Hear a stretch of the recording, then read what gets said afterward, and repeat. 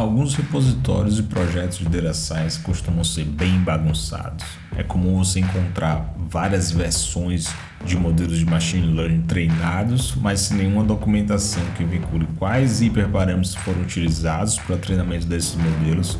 Você também encontra diferentes versões de notebooks contendo tanto análise exploratória como toda etapa de experimentação e treinamento e entrega desses modelos. É comum até você encontrar arquivos CSV espalhados pelo código. Se você está passando por isso, não se preocupe, vem com a gente que eu vou te mostrar como grandes empresas estão organizando essa bagunça e permitindo maior colaboração, manutenção de código e produtização dos seus projetos de Data Science. Fala galera, meu nome é Luciano, sou cientista de dados e hoje aqui na Optree Academy a gente vai falar um pouquinho sobre 3 pilares super importantes que grandes empresas estão utilizando na hora de estruturar seus projetos de Data Science. Se você não está inscrito ainda no canal, clica aqui, se inscreve, clica no sininho para receber notificações, vídeos semanalmente. Hoje a gente vai continuar a nossa playlist sobre engenharia de software aplicada em projetos de Data Science. E o primeiro pilar que a gente vai falar é separação de competências. Entenda que todo projeto de Data Science ele é composto por etapas. Essas etapas vão desde o entendimento do problema de negócio até a ponta final, que seria, por exemplo, um deploy de um modelo de Machine Learning. Essas etapas elas são descritas por algumas metodologias. Uma delas é o CRISP-DM. Vou deixar aqui no card o primeiro vídeo da playlist. Eu falei um pouquinho sobre o que era CRISP-DM, então lá você pode ter mais detalhes, mas é extremamente interessante que a gente utilize a lógica presente em cada uma dessas etapas para estruturar melhor o nosso diretório.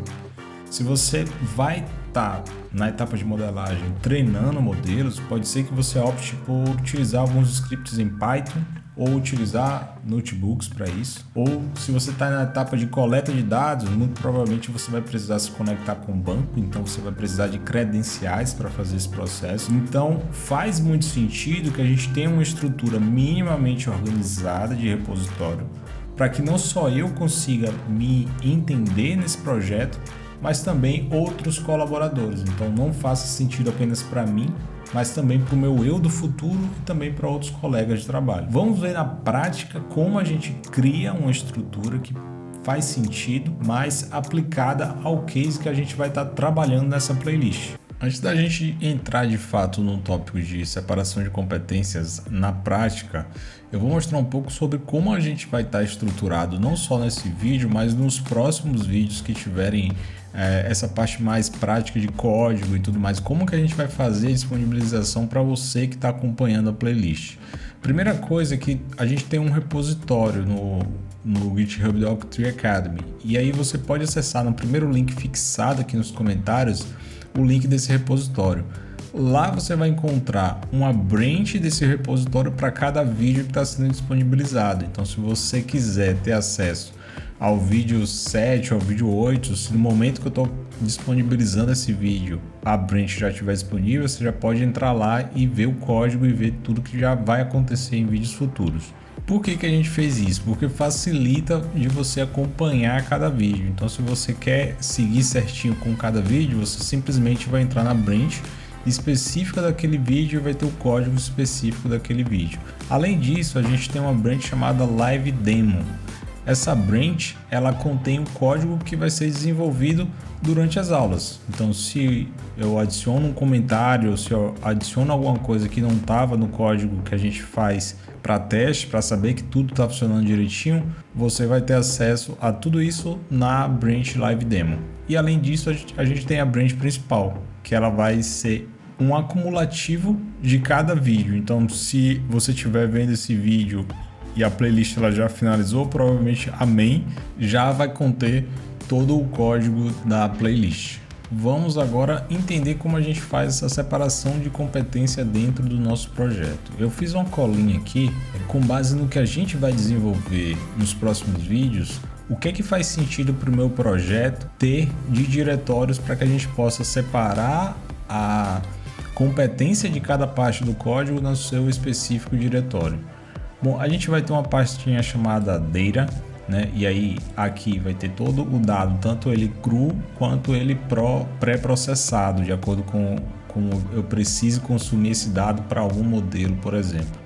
A gente também vai ter uma etapa de configuração, um diretório de configuração. Esse diretório ele vai conter variáveis de ambiente, alguns parâmetros que a gente vai passar isso para o modelo, como por exemplo o batch size ou algum hiperparâmetro, algum outro hiperparâmetro que a gente venha a utilizar. A ideia é que aqui a gente centralize toda essa informação em um lugar. Isso facilita a nossa experimentação e também manutenção dessas variáveis, caso alguma dessas variáveis mudem ao longo do projeto. A gente também vai ter um diretório chamado Models, e aqui a gente vai armazenar todo o modelo treinado. Então é comum que ao longo do seu projeto você treine alguns modelos, você experimente com diferentes hiperparâmetros. Então todos esses modelos eles podem ficar armazenados nesse diretório. O diretório Data e o diretório Models eles vão utilizar o DVC para que a gente faça esse controle desses arquivos que vão conter um tamanho ali maior do que os arquivos de código em si. E o DVC é o Data Version Control, né? Mas ele é uma biblioteca que nos ajuda a fazer esse versionamento. Além disso, a gente vai ter um diretório chamado Notebooks. E aí esse diretório ele vai conter toda a nossa experimentação. Esse diretório você é livre para fazer o que você quiser. Então eu posso, se fazer sentido para o meu projeto, para a minha realidade, criar um diretório aqui dentro e separar entre, por exemplo, análise exploratória e treinamento de modelo. Então pode ser que algum dos meus colegas estão fazendo a EDA e eu estou mais preocupado em fazer o treinamento desse modelo. É comum que aqui você também adicione algumas regras de nomenclatura do notebook, porque a gente sabe que utilizando ali o Jupyter, ele traz aquele untitled para o nome do notebook, então é muito comum você ter uma pasta com vários nomes, vários arquivos de notebook sem descrição do que eles representam. Agora cuidado para não colocar muita regra, e aí muita regra ela realmente vai ficar difícil de manter e difícil de alguém seguir todas aquelas normas. A gente tem também uma pasta muito importante aqui, que é essa source. Aqui dentro a gente basicamente tem scripts em Python, né? A gente não vai falar mais em notebook nesse diretório. E aqui também você tem uma liberdade de adicionar quantos diretórios fazerem sentido para o seu projeto. Então vamos supor que você tem um código que faz um scrap, coleta algum dado e salva esse dado na pasta Data. Então ele fica aqui dentro. Vamos supor que você faz alguns plots ali ao longo da sua experimentação no notebook e você precisa que esse código seja reutilizável. Você não vai escrever a função toda vez. Então você pode escrever essa função e armazenar dentro desse diretório plots. E aí tem train, validating, evaluation. Então você está livre para adicionar o que faz sentido para o seu projeto. E por fim o diretório chamado testes, onde a gente pode adicionar testes automatizados para que nossos métodos e as nossas funções ali já mais numa camada produtizada, já mais numa etapa final, ela consiga ser fácil de manter. Se a gente precisar refatorar esse código no futuro, a gente garante que isso não está quebrando todo o resto do fluxo do nosso produto. Então, para fazer a criação de todos os diretórios, eu vou utilizar aqui a linha de comando e a gente pode fazer isso diretamente pelo próprio VS Code, né? Clicando aqui nesses comandinhos aqui, a gente tem o terminal. É um terminal Linux aqui, porque no caso eu estou usando o Zesh no sistema operacional Linux, que é o Pop! OS. E aqui eu posso simplesmente clicar e arrastar isso aqui como se fosse uma aba, né? E aí ele vai criar ali como se fosse uma aba de código, mas na verdade é um terminal. Então, a primeira coisa que eu vou fazer é usar o comando mkg para criar a pasta chamada config, né? E aí, o que é que você vê? Que ele já cria aqui o diretório para mim. Eu vou fazer toda a criação de diretório e já volto. Bom, agora que a gente criou todos os diretórios que a gente vai precisar, você pode estar se perguntando, mas a pasta Data ela já estava ali criada, então ela está criada porque, como eu estou desenvolvendo os outros notebooks e o dado em si ele não está versionado no nosso GitHub, isso porque o dado vai ser um dado um pouco pesado e aí a gente não teria como armazenar isso, nem é uma boa prática armazenar isso diretamente no repositório. A gente tem essa pasta não traqueada aqui pelo GitHub que ela fica transicionando entre diferentes branches. Mas na realidade ela vai ser versionada pelo DVC quando a gente chegar ali a falar um pouco sobre o DVC. Então veja que nos diretórios eu não tenho nenhum arquivo, né? Eu tenho ali plot, training, teste, notebooks, models e config, né? E aí o que acontece? Se eu faço um commit disso aqui diretamente no GitHub, ele vai simplesmente deletar e não mostrar esse diretório, porque é um diretório que não tem nada dentro, então não tem o que ele traquear e ele não vai armazenar uma pasta vazia no repositório. Então uma boa prática é que a gente adicione um arquivo chamado git.gitkeep e aí é simplesmente um arquivo oculto que ele vai ficar ali indicando que aquele diretório ele vai ser utilizado em algum momento, mas que agora ele está um diretório vazio. Para isso, você pode utilizar o comando touch, um comando bash bastante conhecido, que cria um arquivo. E aí a gente vai criar esse arquivo dentro dos diretórios que até então não tem nada dentro. Então é isso. Nosso repositório está criado.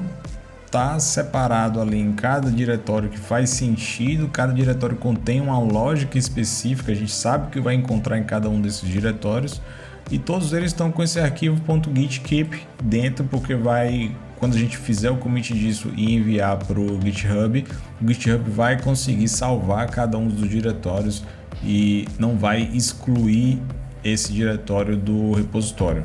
Como segundo ponto, a gente tem o versionamento. Se a gente quer que esse projeto seja reprodutível, né, que outra pessoa consiga pegar um repositório, reproduzir na própria máquina e ter os mesmos resultados, a gente precisa versionar. Eu já falei aqui em 2 vídeos sobre versionamento. A gente falou sobre versionamento de código, da linguagem de programação e das bibliotecas. Então vou deixar aqui no card para você dar uma olhadinha depois. E vamos para a prática, entender e instalar algumas bibliotecas que nós iremos utilizar no case dessa playlist. Antes de mais nada, você precisa entender qual é o problema que a gente vai resolver. Nessa playlist, a gente vai fazer um trabalho de classificação de imagens, onde a gente vai detectar a presença de algumas células cancerígenas em um dataset de uma competição do Kaggle. Para isso, a gente vai utilizar Deep Learning, então não se preocupe, a gente vai ter um vídeo aqui de explicação sobre o tipo de arquitetura de Deep Learning que a gente vai utilizar e a gente vai tentar deixar isso o mais claro possível para que você também consiga acompanhar. Mas aqui a gente vai fazer a instalação desses pacotes. Para isso, como eu já fiz um vídeo lá atrás sobre versionamento, a gente vai utilizar o pipenv para fazer a instalação dessas bibliotecas e você vai ver que ele já vai criar o nosso ambiente virtual, onde aqui eu estou utilizando o Python 3.10, mas você pode utilizar o 3.10.4, que se eu não me engano foi o que eu fiz a instalação e que eu demonstrei no tutorial passado. Então, vou dar uma limpada aqui no nosso terminal e vou chamar o pipenv shell.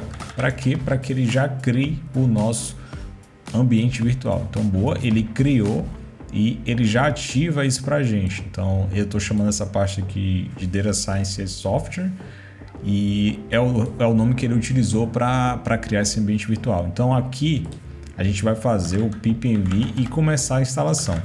Veja que aqui eu vou instalar alguns pacotes que de antemão eu acredito que a gente vai precisar, mas nada impede que ao longo do projeto e ao longo dessa playlist a gente instale novos pacotes. Eu vou começar por um pacote aqui que você pode achar estranho, que é o ipykernel. Esse pacote ele vai ser utilizado porque a gente vai utilizar o notebook dentro do VS Code. E os notebooks você pode executar eles no Colab, na própria plataforma do Kaggle, mas aqui a gente vai utilizar ele dentro do VS Code e aí a gente precisa fazer a instalação desse ipykernel. Além disso, a gente também vai precisar instalar o Jupyter. Eu só vou setar aqui a versão que a gente vai utilizar. S6.15.1.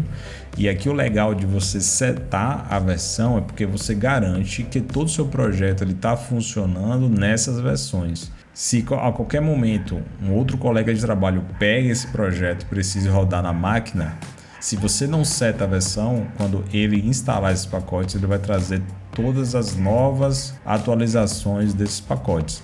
E pode ser que nesse processo alguma coisa quebre. Então, você garantindo a versão que você está rodando, você garante que tudo isso está funcionando nessa versão. Então, se algum problema acontece, é um problema por um outro fator. Isso vai por mim, isso vai aliviar muita dor de cabeça que você pode ter no futuro.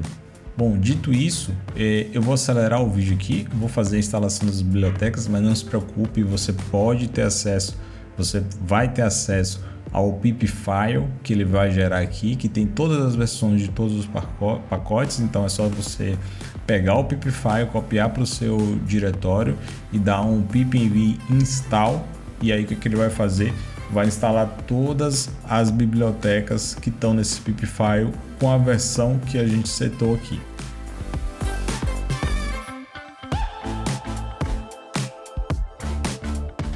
Prontinho, então todas as versões que a gente vai utilizar tá aqui. Se você não quiser fazer a cópia do pip file, mais para frente você pode dar um pause aqui no vídeo e copiar exatamente as versões que a gente está utilizando.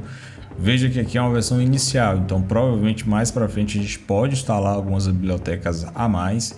E o Black, que é uma biblioteca que eu vou instalar, que ela faz a formatação do nosso código de uma forma muito automática e consistente para garantir ali um pouco de qualidade do código que a gente está desenvolvendo.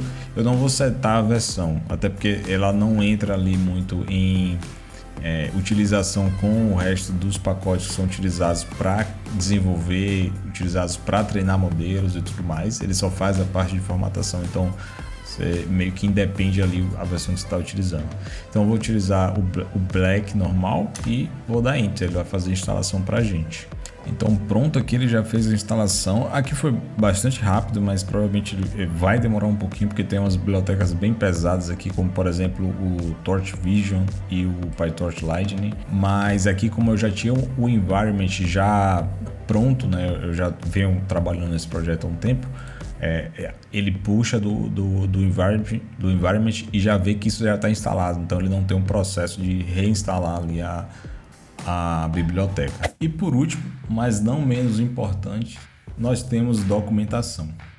Documentar é extremamente indispensável para qualquer projeto de tecnologia, seja utilizando ciência de dados ou desenvolvimento de software. Você tem N formas de fazer isso. Você pode documentar o seu código utilizando comentários, adicionando docstrings nas funções e métodos que você desenvolve, mas também você pode descrever como reproduzir o seu projeto no próprio README do repositório que você está utilizando, ou ainda criar páginas que vão detalhar todos os aspectos do seu projeto. Então você pode ter descrição do problema de negócio, você pode ter insights que você está encontrando, você pode adicionar quais foram os modelos que foram criados e quais foram para a produção, ou ainda adicionar débitos técnicos, né? Melhorias que você precisa fazer em um futuro próximo.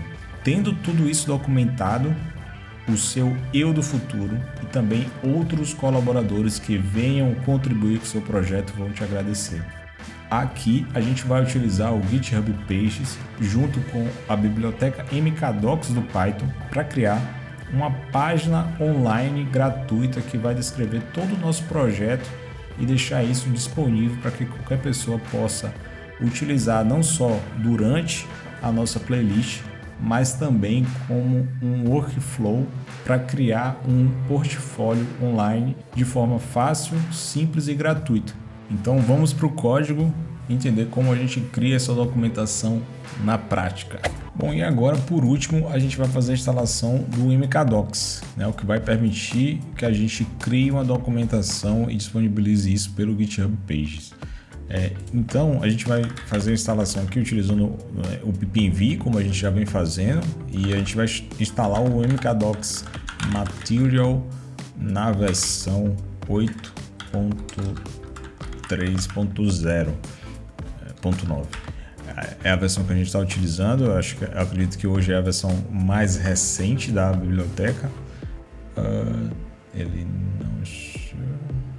Opa, aqui faltou o PPV install. Foi mal. Bom, nós finalizamos a instalação do MKDocs e agora veja que fácil para a gente ter uma documentação já funcionando aqui para o nosso repositório. A única coisa que a gente precisa rodar aqui com o MKDocs instalado é o MKDocs new. Então o que ele vai fazer? Ele vai criar já uma documentação nesse repositório que a gente está rodando o comando, e para isso ele já cria um diretório chamado docs. Além disso, ele cria um mkdocs.yaml. Aqui a gente vai colocar especificações para a nossa página. Então a parte de temas, de plugins, tudo isso vai ser instalado, ele vai ser configurado, melhor dizendo, pelo mkdocs YAML. A única coisa que eu vou fazer aqui é alterar o nome o nome do nosso site ali para Octree Academy. E também nós vamos alterar o tema para o nome Material. Então beleza, essa é a configuração inicial que a gente vai fazer. Futuramente a gente vai adicionar mais coisas aqui, mas eu mostro no detalhe depois. E ele já traz aqui alguns comandos básicos do MKDocs, né? Vamos só dar um preview para a gente ver o que é que tem de fato aqui que ele printou para a gente. Então tem o MKDocs new, que é o comando que eu rodei para criar o projeto. A gente tem um MKDocs serve que ele vai disponibilizar isso em alguma porta no localhost da sua máquina. O MKDocs build, que ele de fato builda o seu projeto, criando ali a parte de HTML e CSS e JavaScript, se tiver alguma coisa. E além disso você tem o comando de help, né, que é o -H. Boa, então o que é que a gente vai fazer? Vamos rodar um MKDocs serve para a gente ver ali o que é que ele disponibiliza. Então ele está dizendo, ó, nessa porta, nesse endereço aqui, eu já estou disponibilizando para você o seu site. Vamos observar isso aqui no navegador, né? Vou dar um zoom aqui para vocês enxergarem bem. E é isso. Então essa vai ser a página que você já vai conseguir disponibilizar online. Mas aí você pode me perguntar, tá, mas isso está rodando localmente na minha máquina, então como é que eu faço para jogar isso para o GitHub Page? É isso que a gente vai ver agora. Bom, e para isso eu vou te mostrar a documentação do MKDocs Material, porque é uma documentação muito bem feita e é muito fácil de você se guiar por ela para entender o que é que você pode fazer em uma documentação utilizando o MKDocs. Então você vem aqui nesse Get Started e ele vai ter algumas explicações para você. O que é que a gente quer de antemão é fazer essa parte de publicação do site, né? A gente quer disponibilizar isso online para que outras pessoas consigam acessar. E a gente quer utilizar o GitHub Page, especificamente nesse projeto. Você pode também utilizar o MKDocs e disponibilizar ele pelo GitLab ou utilizando algum bucket no S3 na Amazon para disponibilizar um site estático. Isso também é possível de fazer, tem algumas explicações online que você consegue encontrar, mas aqui a gente vai utilizar uma action, que é uma automatização ali do GitHub, que vai fazer o seguinte, ó, sempre que você fizer um push para uma dessas branches aqui, o que é que ele vai fazer? Ele vai disparar um job, ele vai disparar algumas ações. Essas ações você especifica dentro desse comando aqui. Então, essa ação vai ser uma ação de deploy em uma máquina Ubuntu, onde ele vai consumir essas duas actions aqui que estão no repositório do próprio GitHub Action. Ele vai configurar o Python numa versão 3 ponto alguma coisa, e você pode escolher se você quiser setar uma versão específica. Ele vai instalar o mkdocs material e ele vai rodar esse comandinho aqui lá nessa máquina Ubuntu que está rodando no GitHub e vai forçar um deploy no GitHub Pages. Pronto, então sempre que você alterar uma página dessa documentação e fazer um deploy para o GitHub, ele vai escutar a branch que você fez o deploy e ele vai automaticamente atualizar o seu site. Então, tendo esse esquema próximo de onde você desenvolve, próximo de onde você faz o código, facilita a manutenção da documentação. E essa documentação ela corre menos risco de ficar desatualizada. Então, vamos chegar aqui e copiar, né, todo esse código e colocar ele para dentro do nosso repositório, né? Isso precisa estar dentro lá daquele diretório que a gente está trabalhando. E para isso ele fala que tem toda a explicação aqui onde você tem que colocar, mas eu vou demonstrar aqui para vocês. É dentro do diretório .github/workflows e aí dentro desse arquivo aqui ci.yaml. Então, voltando aqui para o nosso projeto, a gente vai fazer a criação. Eu vou fechar aqui o mkdocs porque a gente já não vai precisar dele rodando nesse momento. Vou rodar um mkd para criar o nosso diretório, e aí só pegar o nome aqui, .github/workflows.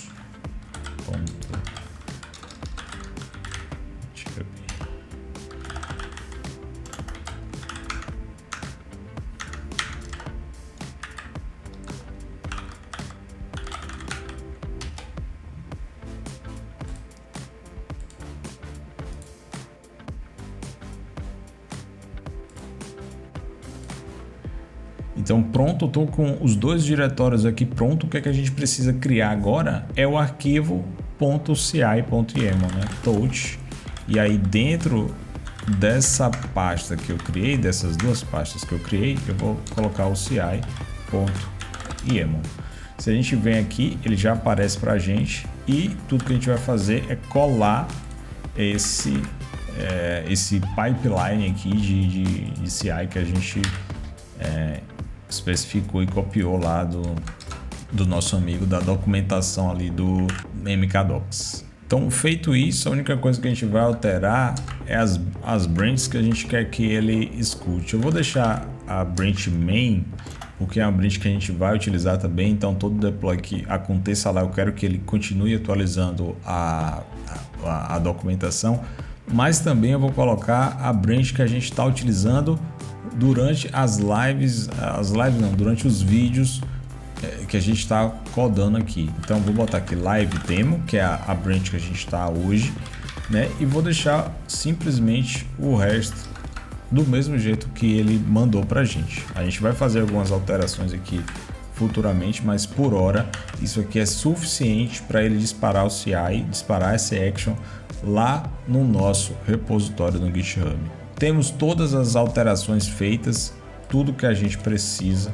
A gente pode vir aqui e commitar, né? Primeiro adicionar as alterações que a gente tem nesse repositório. Eu vou rodar um git status aqui para a gente dar uma olhada. Veja que tudo está sem traquear, né? E aqui, como no git ignore já tem algumas coisas que eu não quero, como por exemplo o diretório de data, né? Porque são dados muito pesados, eu vou simplesmente rodar um git add para ele trazer tudo que eu preciso. Feito isso, ele está ali adicionando.